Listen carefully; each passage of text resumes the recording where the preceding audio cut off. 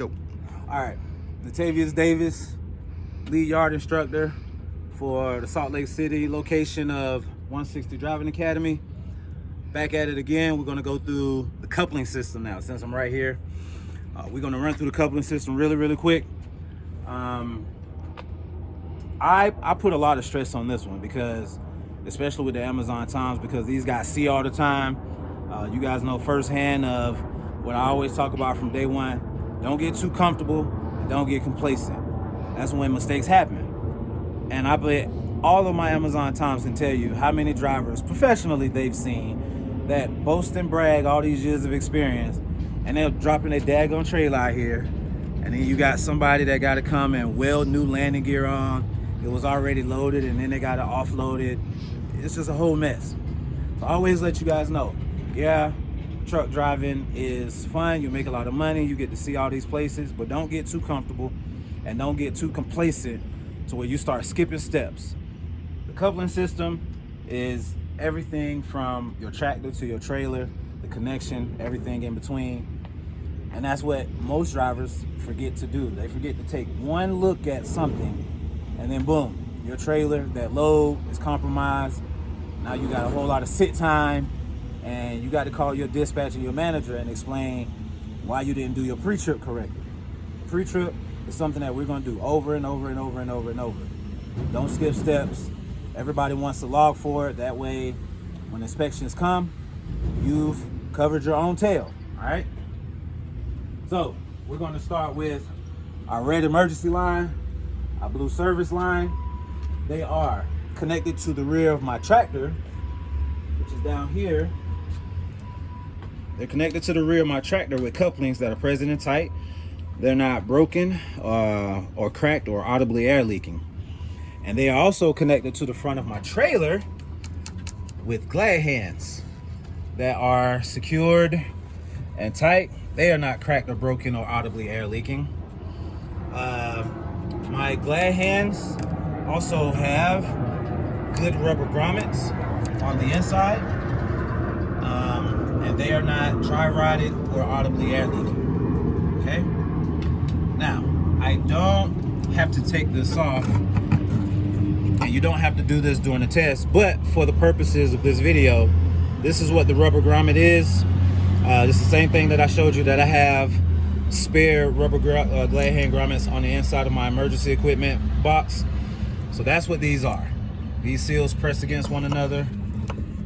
Give it a slight push, and you make sure it's secure. Okay? And again, the lines themselves, there are no abrasions, bulges, cuts, dry rot, audible air leaks. And then we go into my electrical pigtail or my electrical line. It says connected to the back of my tractor and the front of my trailer with two locking caps. These are locking caps that are present and tight. They're not damaged. The line itself is not cut. There are no bare wires. It's not spliced or frayed. And there's no evidence of tape on the line. Okay? All of my lines are hanging freely. They're not kinked or tangled. And they're not dragging against, any of my structures. Now, for me, because this is a coupling system and I like flow, it's not just these three lines, it's actually four. The fourth line is actually your fifth wheel air line. I like to keep all my lines together. So my fifth wheel air line is properly mounted with couplings that are present and tight. They're not cracked, broken, or audibly air leaking. And the same thing for this is no abrasions, bulges, cuts, or audible air leaks. Just quick and simple. Like I said, guys, you know that it's there, but I like to stay in that flow and address all of my lines, get those out of the way. And then we come down to our fifth wheel assembly, which is right here. So we have this guy, or this bar right here. This is my fifth wheel platform. We have this whole entire structure right here. This is my fifth wheel sliding rail. We have this triangular shaped part right here.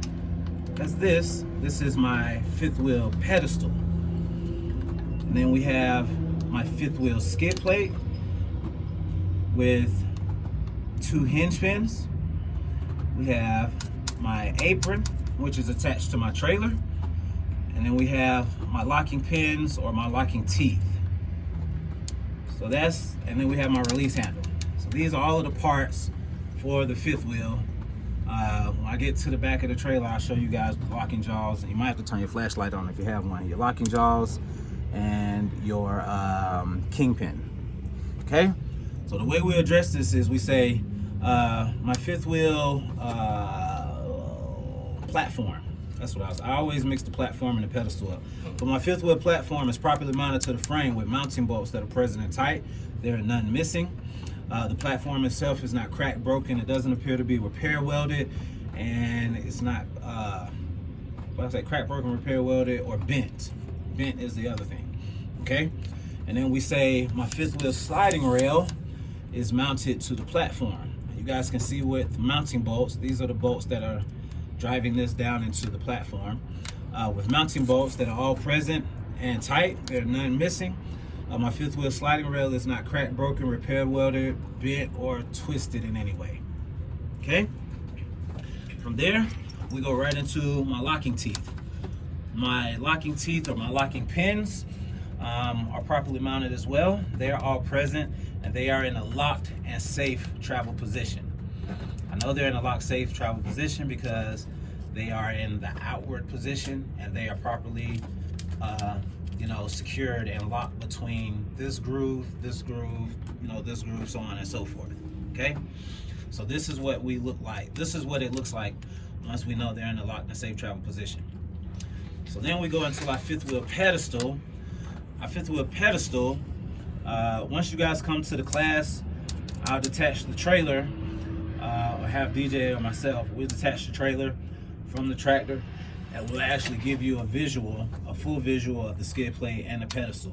But we have the fifth wheel pedestal is properly mounted to the frame with nuts and bolts that are present and tight. The pedestal is not cracked, broken, or repair welded. And we have our fifth wheel skid plate, which is mounted to our pedestal with 2 hinge pins that are present and tight. The fifth wheel skid plate itself is not cracked, broken, or repair welded. It is properly lubricated and it is flush against the apron, which is this right here, with no visible daylight in between. That's where that gap or the non-gap should be. And then we go right into our apron. We say our apron or the apron of our trailer is properly welded, and we can see that here. It's properly welded to the subframe of my trailer. It is not cracked or broken. It doesn't have any, washboarding or any holes. It is also properly lubricated and flush against the fifth wheel skid plate with no visible daylight in between. Okay? And the last thing that I like to do is address the release arm, the fifth wheel release arm or the fifth wheel release handle, is because as soon as I address this, the way that I address it, it immediately takes me back to the back of my trailer to identify the locking jaws and the kingpin. So I say my release handle or my fifth wheel release arm is properly mounted with nuts and bolts present and tight. It is not cracked, broken, or damaged or missing any pieces. It is also in a locked and safe travel position. And I know this because the locking jaws should be locked around the shank of the kingpin, which I will indicate once I go to the back of the trailer. So from there, or a tractor.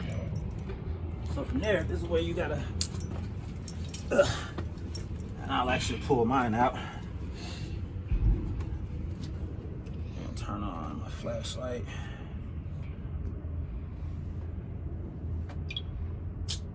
Flashlight. Oh crap, I forgot to activate my car for my wife. She gonna kill me. Oh, all right. I forget how tall I am under here. All right, so that's what we're looking for. So, like I said, with my release handle being locked and stowed in a safe travel position, I know that because I have here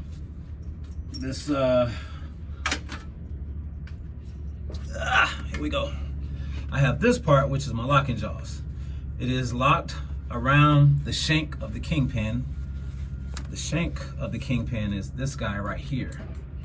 That's the shank, and this is the bottom lip or the bottom bell part of the kingpin. So my locking jaws are securely locked around the shank of the kingpin, and they are properly lubricated. And then we address the kingpin, and we say that my kingpin is properly welded or securely welded to the apron of the trailer, because that's what we're still identifying. It is straight, it does not have any broken welds, and it is also properly lubricated. And that basically takes care of, oh, I did it again. That takes care of the fifth wheel, or the coupling system rather. All right, the last thing that we're gonna go ahead and get out.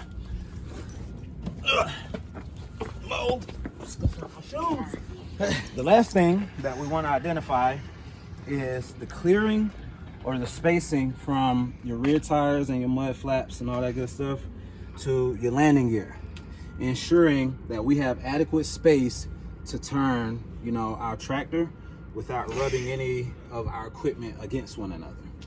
All right, so that is the coupling system for Utah. Pretty cut and dry.